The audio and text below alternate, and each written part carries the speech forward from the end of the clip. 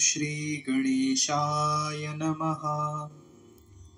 नमोऽस्तु गणनाथाय सिद्धिबुद्धियुताय च सर्वप्रदाय देवाय पुत्रवृद्धिप्रदाय च गुरुधराय गुरवे गोप्त्रे गुह्यासिताय ते गोप्याय गोपिताशेष भुवनाय चिदात्मने विश्वमूलाय भव्याय विश्वसृष्टिकराय ते नमो नमस्ते सत्याय सत्यपूर्णाय शुण्डिने एकदन्ताय शुद्धाय सुमुखाय नमो नमः।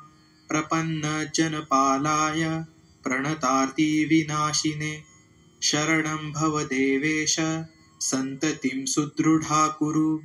भविष्यन्ति च ये पुत्रा मत्कुले गणनायक ते सर्वे तव पूजार्थं निरतास्युर्वरो मतः।